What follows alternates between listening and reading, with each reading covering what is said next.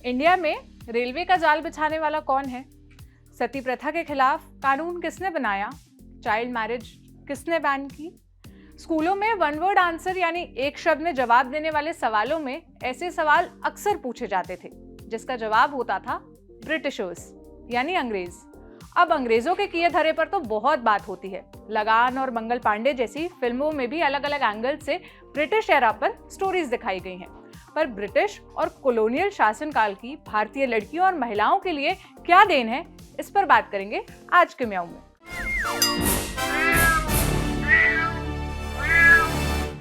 हाय, मेरा नाम है सोनल और आप देख रहे हैं ऑर्डिनरी की स्पेशल सीरीज म्याऊं। आज का एपिसोड शुरू करने से पहले एक जरूरी सूचना। ऑर्डिनरी और लल्लन टॉप पर आप जिन लोगों को देखते हैं उनसे मिलना बतियाना चाहते हैं तो आपके लिए एक खुशखबरी है। शनिवार 9 अप्रैल शाम 4 बजे से होने जा रहा है इंडिया टुडे हैप्पीनेस फेस्टिवल और लल्लन टॉप अड्डा। जगह होगी सुंदर नर्सरी, दिल्ली के हुमायूं मकबरे के बगल में है ये जगह। यहाँ आपको मिलेंगे सौरभ द्विवेदी और लल्लन टॉप के सारे एंकर्स, साथ ही मिलेगी म्याऊं की टीम यानी मैं और प्रतीक्षा। इसके अलावा भी बहुत कुछ होगा। निजामी ब्रदर्स का कमाल, सलोनी गौर का स्टैंड अप एक्ट होगा। अभी तो इतना ही बता रहे हैं, और भी बहुत कुछ है। मौके पर पहुंचिए तो पूरा आनंद होगा। दिन समय फिर से नोट कर लीजिए, शनिवार 9 अप्रैल शाम 4 बजे, सुंदर नर्सरी, दिल्ली। अब आते हैं मुद्दे पर। आज कॉलोनियल काल के किए धरे पर बात करने के पीछे की वजह है मीनाक्षी लेखी, इंडिया की विदेश राज्य मंत्री। एक इवेंट में उन्होंने बात करते हुए कहा, भारत में सदियों से लड़कियां लड़कों से ऊपर रही हैं। यह हमारी संस्कृति का हिस्सा है। पुरातन काल से ही लड़कियां और औरतें डांसर, सिंगर, टीचर, शासक और ऊंचे पदों पर रही। महिलाओं को किसी भी फील्ड में काम करने पर रोका नहीं जाता था। लेकिन ये सब कॉलोनियल शासन काल के बाद बदल गया। उन्होंने भारतीयों को गुलाम बनाया, भारतीयों ने उनकी संस्कृति अपनाई और इसके बाद समाज में महिलाओं के स्टेटस को उसने उल्टा कर दिया, जिस वजह से महिलाओं को भेदभावपूर्ण नजरिए से देखा जाने लगा। अब इस बात में कितनी सच्चाई है, ये जानने के लिए मैंने प्रोफेसर से बात की।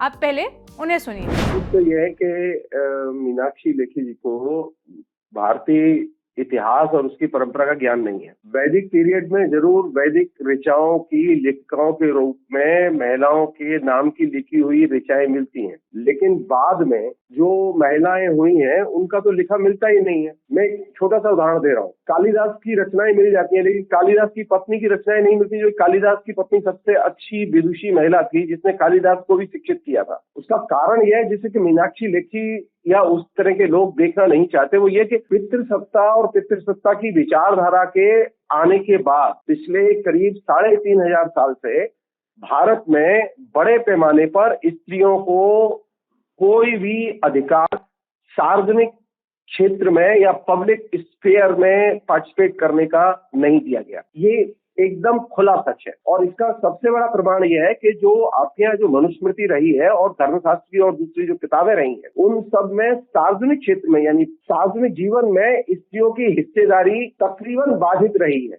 उसका एक क्लासिक उदाहरण बता रहा हूँ आपको। सबरीवाला मंदिर में आज भी सभी उम्र की स्त्रियों का प्रवेश निषेध है। अनेक मंदिर ऐसे हैं जहां स्त्रियों का प्रवेश आज भी भारत में निषेध है। आज तो कॉलोनियल पीरियड नहीं है, इसलिए ये गलतफहमी है। कारण ये है कि वे मनुस्मृति और धर्मशास्त्र और खास तौर पर पितृसत्ता की विचारधारा की भूमिका जो पिछले 3500 साल से डोमिनेट करती रही है भारतीय समाज में, उसको वो देखती ही नहीं है। वो उसे बहस के लिए उपयुक्त विषय ही नहीं मानती। ब्रिटिश पीरियड में सबसे पहले स्त्री के प्रश्न सार्वजनिक प्रश्न बने। उसके पहले स्त्री के प्रश्न कभी सार्वजनिक प्रश्न नहीं बने भारतीय इतिहास में। यानी स्त्री को शिक्षा होनी चाहिए। मनुस्मृति स्त्री को शिक्षा से अस्वीकार करती है, नंबर 1। नंबर 2, ये विधवा विवाह, बाल विवाह, ये तमाम चीजें जो आई, इनके खिलाफ में जो तमाम आंदोलन हुए, और सबसे बड़ी चीज सती प्रथा के खिलाफ, ये 3 बड़े मेजर जो पॉलिटिकल इश्यूज थे, कभी सार्वजनिक तौर पर स्त्री के प्रश्नों पर कोई आंदोलन नहीं हुआ। इतिहास में किसी ऋषि मुनि ने आंदोलन नहीं किया, न किसी हिंदू राजा ने आंदोलन किया। पहली बार राजा राममोहन राय और ईश्वरचंद्र विद्यासागर के प्रयासों से आंदोलन शुरू हुए।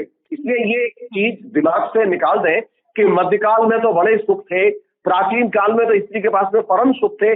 अगर प्राचीन काल में और मध्यकाल में स्त्री के लिए परम सुख थे, तो फिर ये मनुस्मृति में स्त्री के खिलाफ में इतने प्रतिबंधों की जरूरत क्यों पड़ी? प्रोफेसर की बात तो आपने सुन ली, लेकिन मैंने सोचा जब बात शुरू हो ही गई तो इसे दूर तलक ले जाएं। यानी अंग्रेजों ने भारतीय महिलाओं को क्या दिया, यहाँ की लड़कियों पर उनका क्या प्रभाव हुआ और आज तक क्या असर है, इसे समझा जाए। इस पर मोटा मोटी तौर पर सोचने पर मुझे दो कानून याद आते हैं, सती प्रथा को बैन करने वाला और चाइल्ड मैरिज यानी कि बाल विवाह के खिलाफ जो कानून उन्होंने बनाया था। ये वो दो कानून हैं जिनके बारे में मेरे स्कूल की एनसीईआरटी बुक्स में खूब पढ़ाया, बताया और सीबीएसई ने सवालों में पूछा। लेकिन इसके अलावा भी इन्होंने हमें बहुत सी ऐसी चीज़ें दी, या यूँ कहूँ कि हमने अपनाई, जो पहली नज़र में देखने पर बिल्कुल नॉर्मल लगती है पर असल में बहुत पेट्रियार्कल है।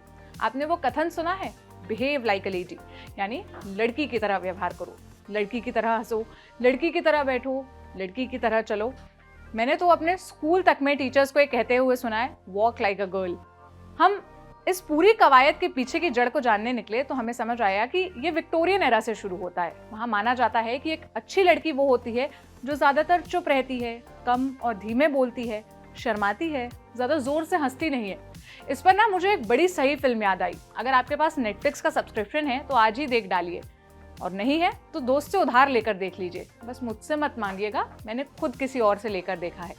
फिल्म है एनोला होम्स। उसमें बड़ा सही तरीके से दिखाया गया है कि समाज में कैसे अच्छी लड़की की परिभाषा गढ़ी और कैसे हम उसे आने वाली जनरेशन को ट्रांसफर कर रहे हैं।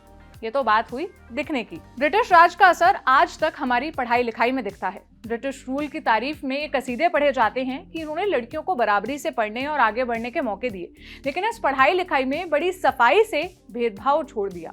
लड़कियों के लिए होम साइंस जैसे सब्जेक्ट बांटे, जो सिलाई, कढ़ाई, बुनाई, खाना पकाना, घर संभालने जैसी चीजें सिखाता है। अब आप में से कुछ लोग कहेंगे, कम से कम घर से तो निकाला, पढ़ने का तो मौका दिया। लेकिन हम कब तक इस कम से कम के नाम पर उन चीजों को जस्टिफाई करते रहेंगे जिनका असर आज तक हमें देखने को मिलता है। और एक देन है जिसकी जड़ें विक्टोरियन इतिहास में है। उस एरा में माना जाता था कि महिलाएं सिर्फ एक आदमी से संबंध रख सकती है, वो है उसका पति। हालांकि पति के एक से ज्यादा रिश्ते हो सकते हैं, उसकी जिंदगी में कई सारी पार्टनर्स हो सकती है, बीवी के अलावा उसके कई अफेयर भी हो सकते हैं, और औरत इस बात के लिए उससे तलाक भी नहीं दे सकती क्योंकि ये नॉर्मल है। लेकिन यही नॉर्मल चीज अगर औरत करती है तो वो खराब या गिरी हुई मानी जाएगी। सेक्स के बारे में खुलकर बात करना उस एरा में अपराध था। इस मैटर को पब्लिक में इग्नोर किया जाता था और इस पर डिस्कस करना एम्बैरेसमेंट की बात होती थी। औरतों के लिए माना जाता था कि उनका कोई सेक्सुअल डिजायर नहीं होती। फैमिली साइज का ख्याल रखने का सारा भार महिलाओं पर होता था। अगर वो बच्चे नहीं पैदा करना चाहती तो उन्हें सेक्सुअल डिजायर व्यक्त करने की कोई अधिकार नहीं होना चाहिए। लेकिन अगर पुरुष का मन है या उसकी कोई इच्छा है तब महिलाएं मना नहीं कर सकती, क्योंकि शादी के बाद वो पति की इच्छा का सम्मान करने के कॉन्ट्रैक्ट में होती है।